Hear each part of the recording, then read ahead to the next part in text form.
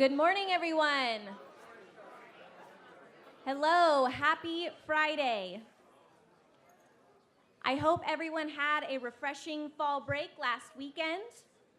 Just a quick reminder to students, we only have, including this convocation today, 10 opportunities remaining for credit. So make sure that you are checking your attendance regularly, and if you are lower on your attendance than you would like to be, ensure that you're coming every Monday and Friday to convocation so you meet the minimum that you need to receive credit for this course.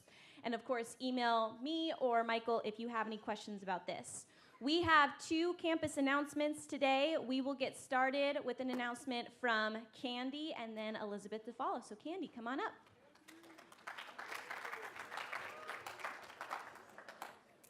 Hi, I am Jess reading this script on behalf of Bethel College Young Democrats. Hello, thank you to everyone. Don't laugh. Hello, thank you to everyone who's registered to vote for the upcoming midterms. For the people who are registered outside of Harvey County and need an absentee ballot, Bethel College Young Democrat has envelopes and stamps for you to mail your ballot back. You can find them in the Student Life office on Monday.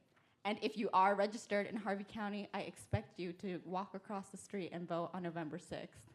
Thanks.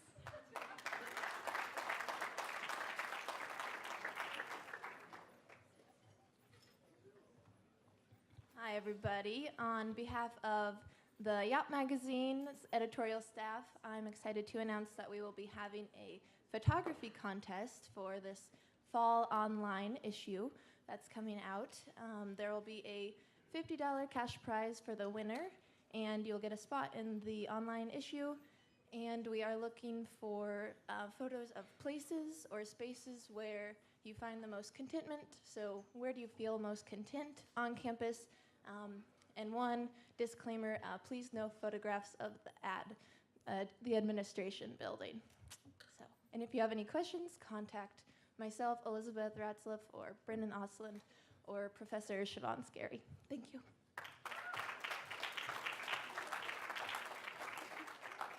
All righty, thank you, Candy and Elizabeth, for your announcements. I ask now that you take this time to silence your phones and be ready to engage with our speakers today. And introducing our speakers today is John Sharp.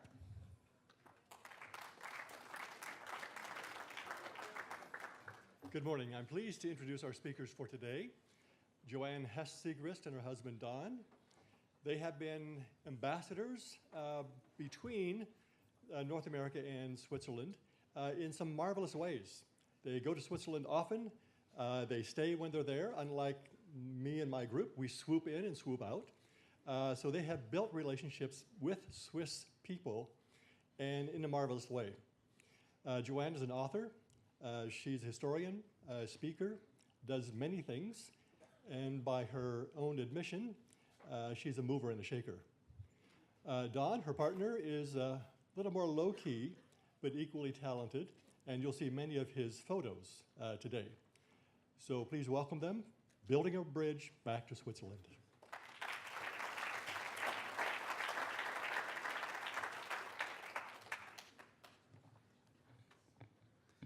Good morning. It's so good to be with you this morning here in Kansas. You have a wonderful campus. It's well designed and we love it. 50 years ago, as a farm boy in Pennsylvania, it was a pretty big step for me to go to Eastern Mennonite University. It was an exciting step. Going to medical school was a bigger step and more challenging, and more steps followed. Finding a spouse, raising a family, and 37 years in medical practice. In 2005, Joanne and I received an invitation to visit Swiss Reformed folks. This was a step through an open door that had been closed for centuries. As fugitives driven out of Switzerland, we Anabaptists were invited back by Swiss people whose ancestors had persecuted our ancestors, no longer fugitives and a forgotten people. We were welcomed back as friends. The background of our story we want to share is about a relationship that had been broken about 500 years ago. Our story begins about 1520 in the city of Zurich, Switzerland. In the middle of this city is this bridge called the Münsterbrücke, the Cathedral Bridge, which I use as a symbol of a broken relationship. The bridge crosses the Limmat River over to the Grossmünster, the great cathedral, where the birth of a set of twins occurred, the Evangelical Reformed Church and the Anabaptist, known today as the Mennonites, Amish, Hutterites, and Brethren in Christ. A disagreement broke out, and one of the religious twins, the Reformed Church, tried to drown the other twin, the Anabaptist, in this river. Truly a broken relationship that lasted for centuries. In 1500, Zurich was a regional center for government and church affairs. This is a 1576 map of Zurich.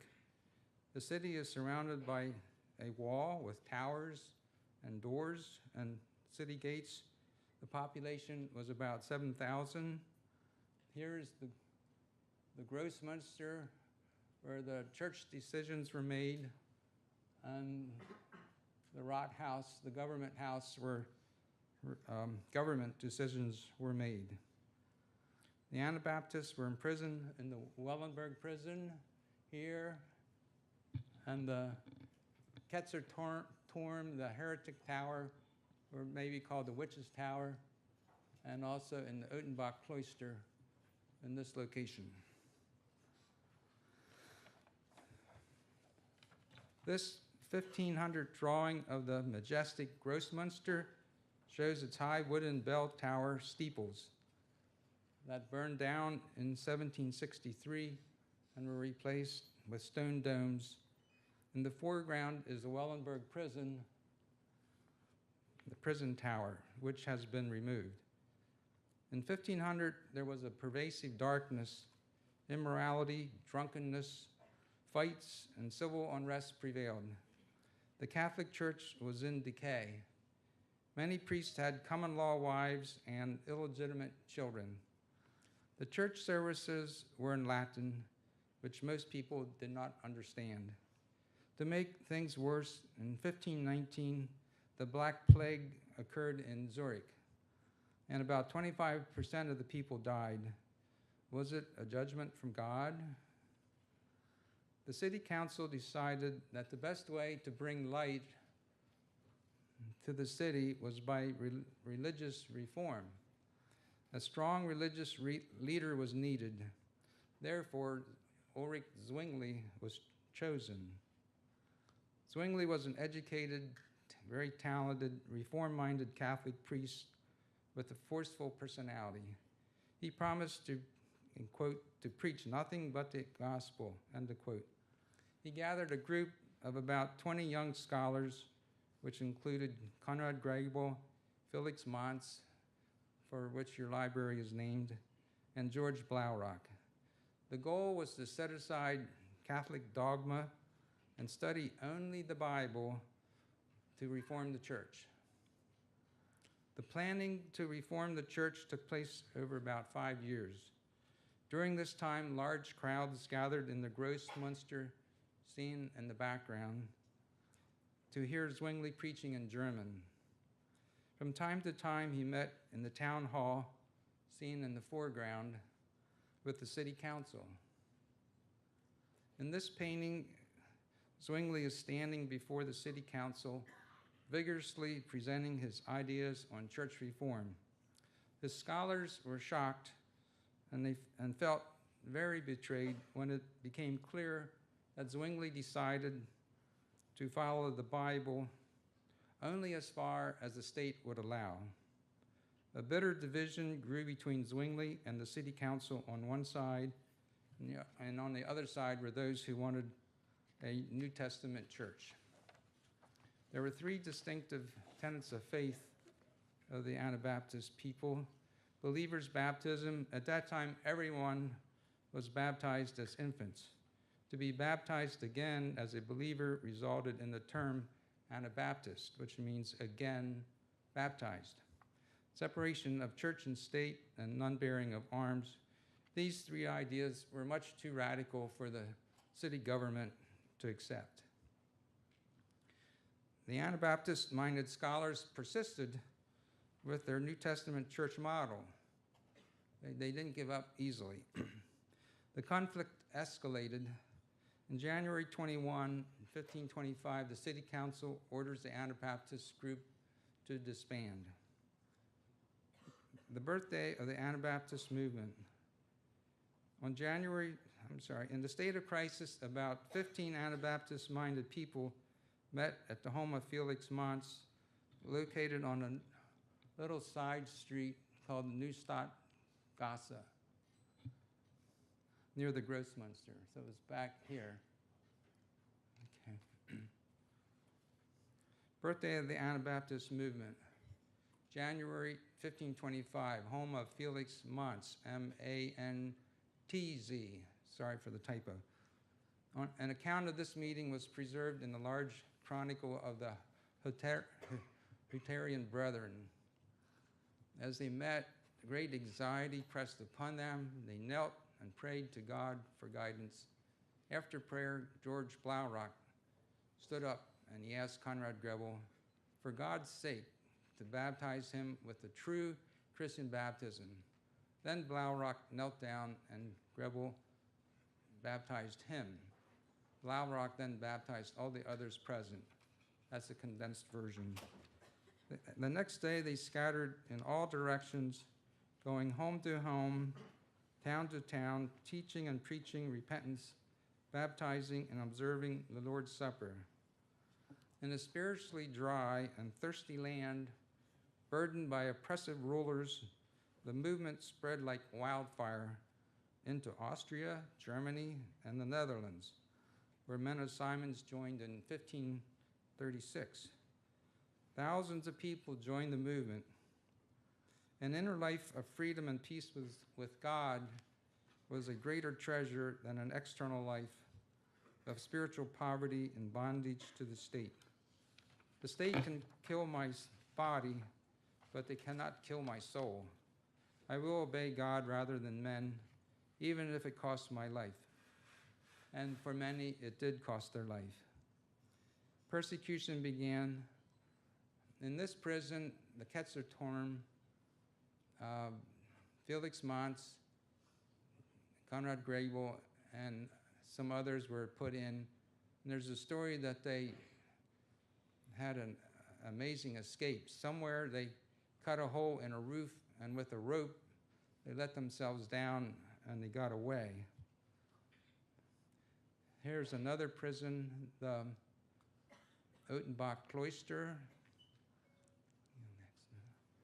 The Otenbach Cloister was for women, for like nuns, and with Reformation, Zwingli, all the monasteries and cloisters were closed. So they used this cloister for a prison for Anabaptists. There's a sizable number of buildings there, and it could hold a lot of people. Later, this place became the city prison, and it was all torn away maybe 50 years ago. And it's no longer there except for that building right there. After 2 years of defying the government, one of Zwingli's scholars, Felix Mons, was condemned to drown from a fishing platform in the Limmat River. But the movement kept growing, resulting in many arrests, imprisonments, tortures, and executions.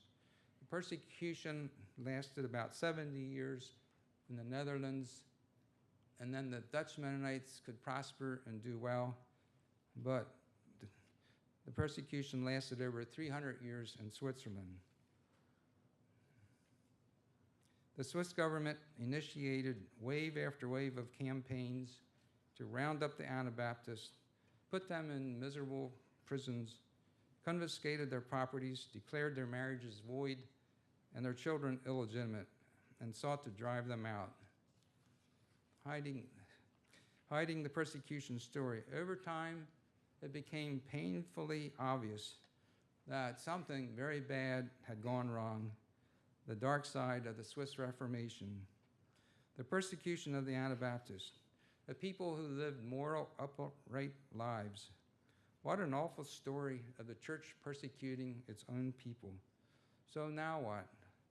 Well, what happened is that the Swiss historians mentioned the Anabaptists only in passing, but intentionally underreported the severity and magnitude of the persecution. So while we Anabaptists in America knew all about the persecution story, most modern-day Swiss people knew nothing. As our friend Peter Detweiler said, the persecutors want to forget the persecution, but the persecuted never forget. So the dark history skeleton had been locked in a closet for centuries and was totally forgotten by the Swiss, or so we thought. However, in God's timing, a cast of Swiss characters with curious minds and compassionate hearts happened upon the hidden dark side of the Reformation. Using their talents and positions of power, they let truth be known, admired, and wanted to bring honor to Anabaptist beliefs, and wanted to make amends. And now, my better half will present the next part.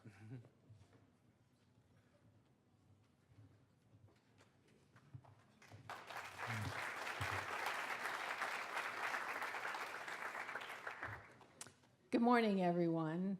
I'm very pleased to be here. It's just great to see your beautiful campus. And now, making history friendly. People friendly, history friendly. Does history really matter? Who cares about history?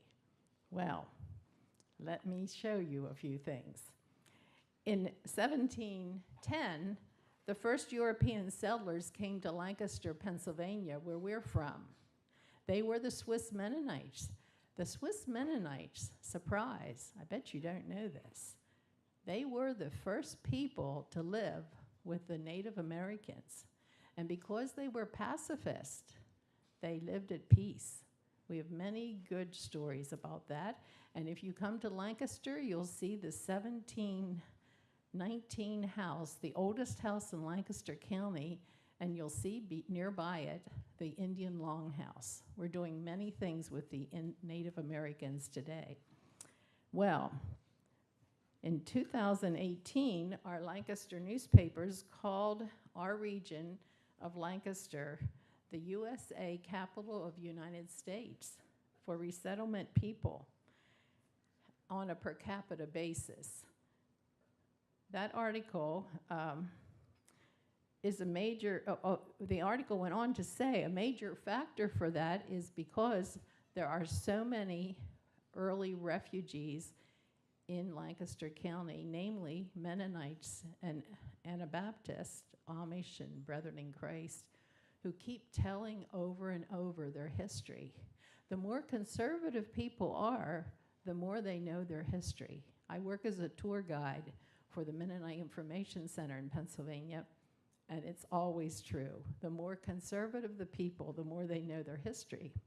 In our own personal church in Lancaster at Bird in Hand, Pennsylvania, a bird in your hand is better than two in the bush. Okay, so we're from Bird in Hand, and there we host 42 resettlement people in the last 10 years. And those people are coming from Iraq, Nepal, Lebanon, Congo, Kenya, and Somalia. Does history matter? It matters to us. Today I want to tell you about some of my new friends from the Canton Zurich of Switzerland, many whose early family were those who persecuted our direct relatives. And 20 years ago, I would have never dreamed what we're involved in, and you'll soon find out why we got involved. First of all is Shangnau. This is the church in Shangnau. In Shangnau is my friend Katerina Zimmerman. Let's see her next, Don. Katerina. Katerina, she was a newlywed who came to that church at Shangnau. She's an author of 20 books, and as a newlywed, she and her husband got this large parsonage church. Church taxes pay for nice homes for the church pastor. Every room of the house, she said, had a chest. She opened the big chest in some of the rooms, and there she found old records in Old German script. Well, she knew German, but she didn't know Old German script. So she went out to learn Old German script, and then she went to the archives to learn what all the meaning of the words were. In time, with her detective mind, and after 6 years of research in Bern and in the Netherlands, she was able to piece together the story of Christian Hershey of Shangnau, connected to Hershey chocolates. And I saw you had Hershey chocolates around here. And she got the story of Christian Hershey and Madeline Schultz, who were of Shangnau. They were married at Shangnau, they had children, and they were driven out as Anabaptist. In time, she completed a historical fiction novel with all the characters and the places being real. The book sold more than 23,000 in German. And here's the cover of the book with the Old German script, the actual Old German script that she found in the chest. Well, Don and I met her at her home for 4 times, and then numerous phone calls. We just really, really wanted this book in English.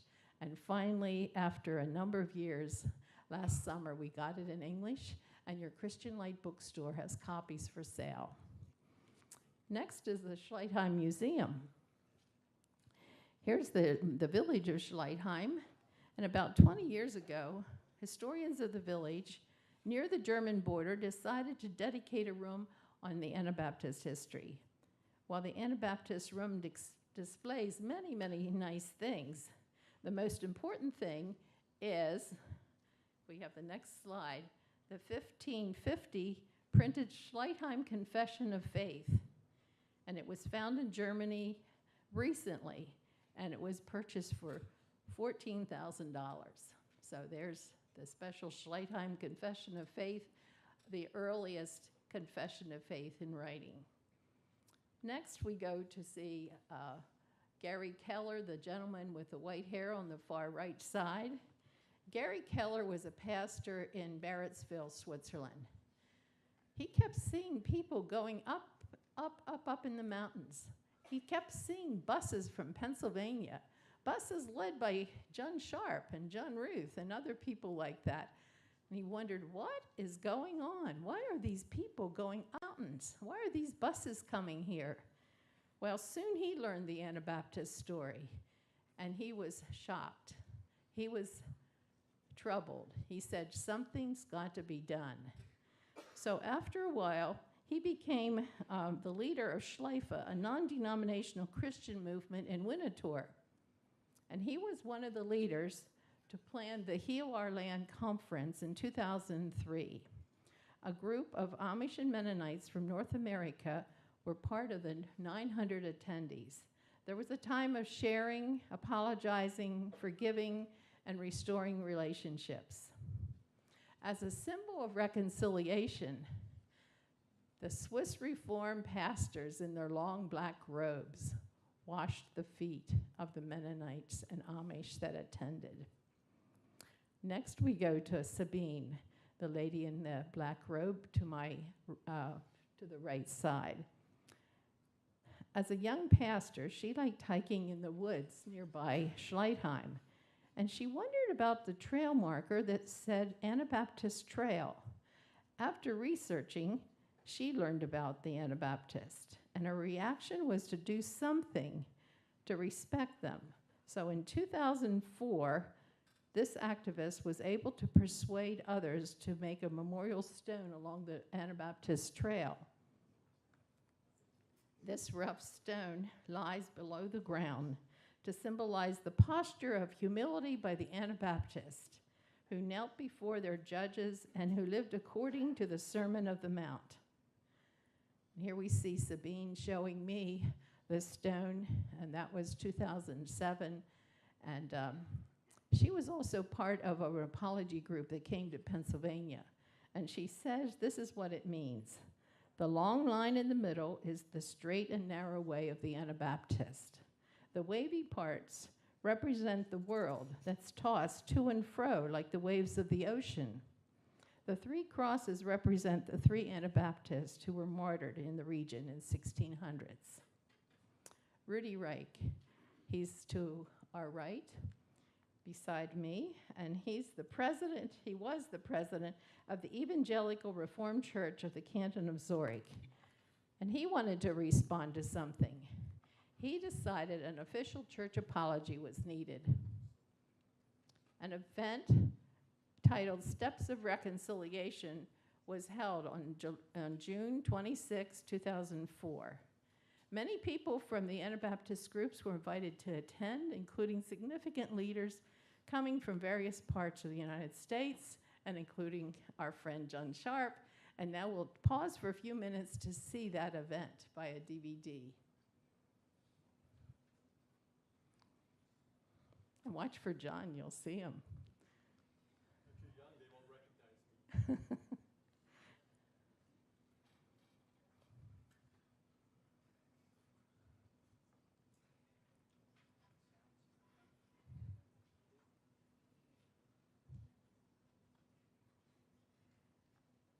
It worked earlier, it's gonna come, just be patient. It's a PBS video. For refusing to forsake his religious convictions. A leader of an early Protestant religious sect known as the Anabaptists, Landis defied the Swiss Reformed Church and paid with his life, the last in a long line of Anabaptist martyrs.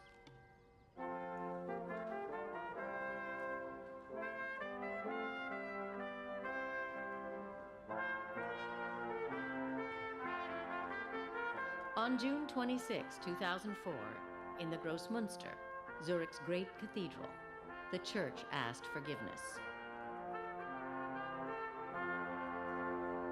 Die Gnade unseres Herrn Jesus Christus sei mit euch allen. Amen.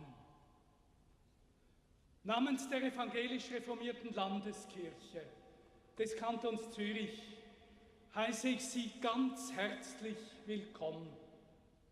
Im Besonderen aus den USA. Wir möchten miteinander einen Tag der Begegnung, der Versöhnung,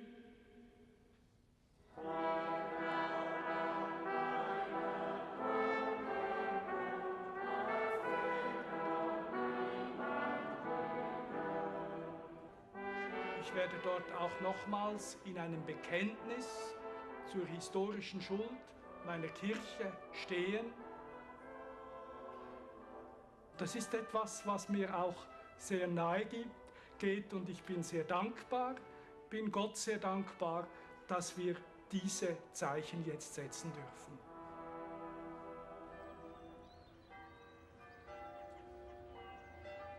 The persecution of the Anabaptists in 16th and 17th century Switzerland ended in the exile of thousands of men, women, and children, and a journey to America in search of religious freedom.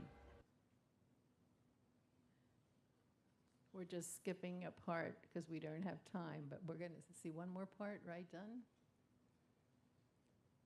By the way, the choir that we just heard, they were from the Yor Mountain Mennonites, some of our friends. As well as spiritually. My country, 'tis of thee, sweet land of liberty.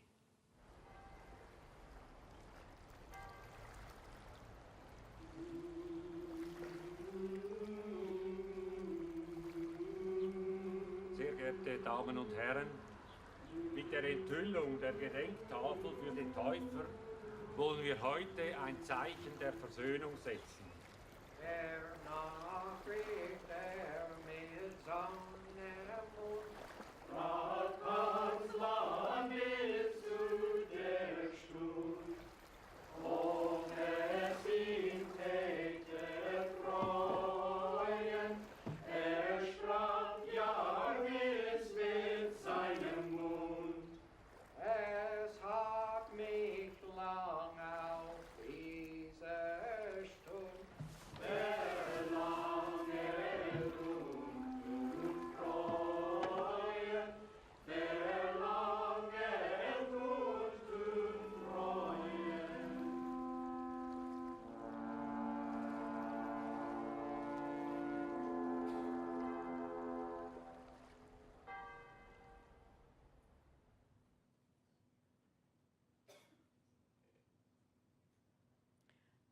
There's the memorial stone. It was laid in 2004.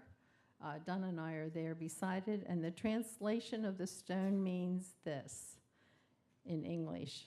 Here in the middle of the Lamont River, from a fishing platform, Felix Mons and 5 other Anabaptists were drowned between 1527 and 1532 during the Reformation.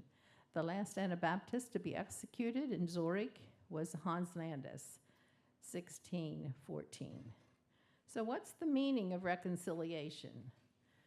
Reconciliation means that the Reformed Church and the Anabaptist groups keep their own identities, but now they're invited to each be respectful friends. Another friend of ours is Peter von Guten.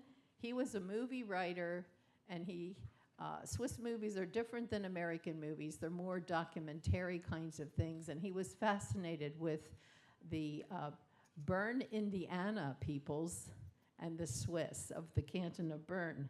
So he made a movie that was called In Life and in Death, and it closes with a baptismal service of the Jura Mountain Mennonites. Well, the Swiss thought this movie might go for 2 months, or I should say the author, the creator, thought 2 months in Switzerland, all over the country in many, many theaters. It turned out it lasted 8 months. We were there the second month, and our pastor friend said, "Let's go tonight. It might be the last." But it kept on and on and on.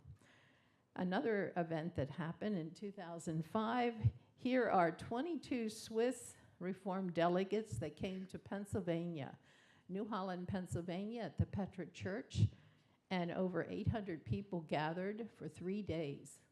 And 3 of these pastors stayed in our home. We saw it in the local paper. They were coming, and we said, "Switzerland, hey, let's have some Swiss at our home. Our 3 boys are off and away. We've got 3 empty bedrooms." It was one of the best decisions we ever made because we became good friends. And after that, they said, "You come to our home in Switzerland."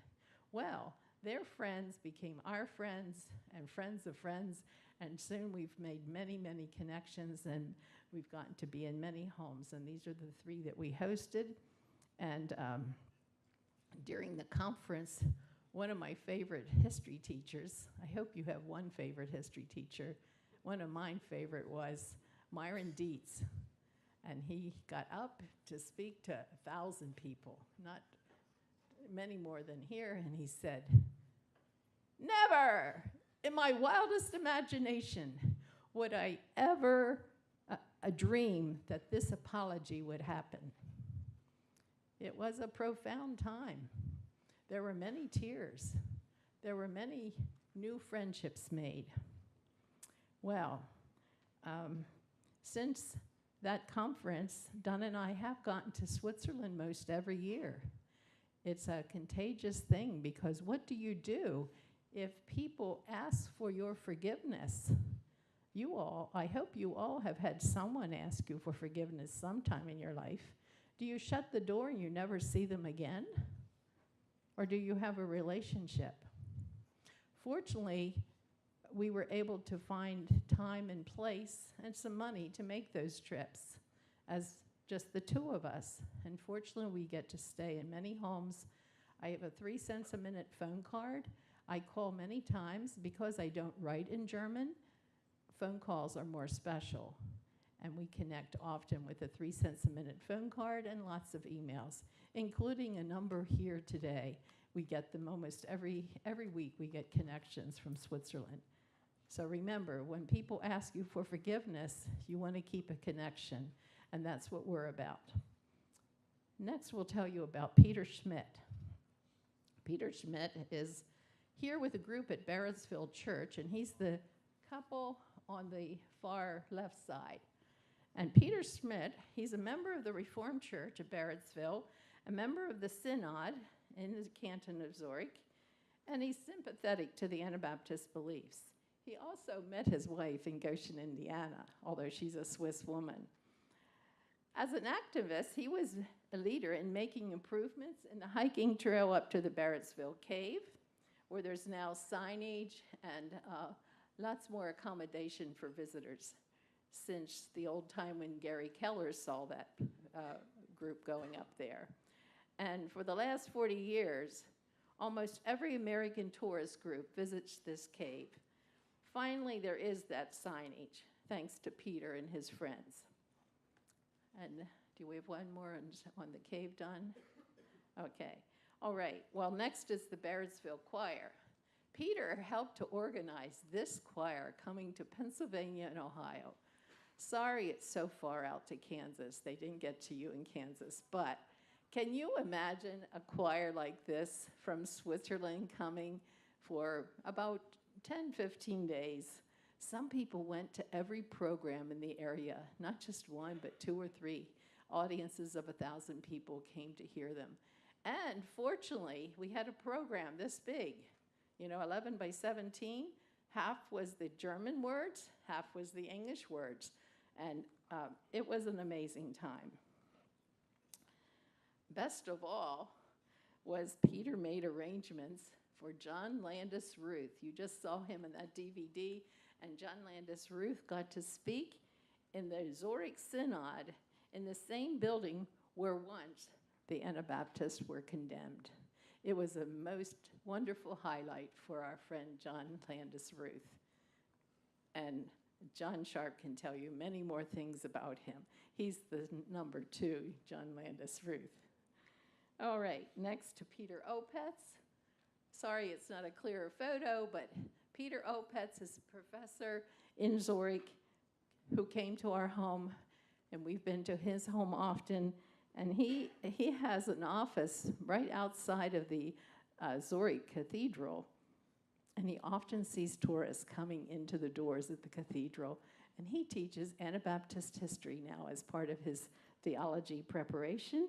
And he says the students like my presentations. Next is Peter Detweiler. Peter and his wife Helen beside me. And he's one of the pastors that stayed in our home in 2005. Well, since 2009, he and his wife have led 6 tours to Pennsylvania and Ohio, usually 25 people. Here you'll see the next group of them. They always take a photograph by the log cabin of the old Landis house of 1717. Well, here's a quote from one of those guests. Some of the Swiss come from the streets of gold in Zurich, and this one wealthy lady said, in my 80 years of travel, I never took a trip like this. She said, when I hear the people singing in German, it goes straight to my heart. It's the most wonderful tour I've ever taken. And another lady said, she was a young mother of 3 sons, and she said, well, I took my wedding trip to the Caribbean, a cruise to the Caribbean, this tour of the Anabaptist is even better. So we know for sure many groups like this are coming. They come to us for about 5-6 days, and then they go to Holmes County, Ohio. Then they go to see Niagara Falls and a Native American village up in New York State, and then fly home. But it's a special time. Okay. I guess I'm finished, except for one more thing. We are going to hear the great doxology by the Barrettsville Choir. And last of all, you know that we'll be up front here, and if you have some questions, you've got a few times before your next class, we'll be here, and I'm glad to connect. We're glad to connect by email on more information if you like. We have hundreds of things on file. Thank you very much.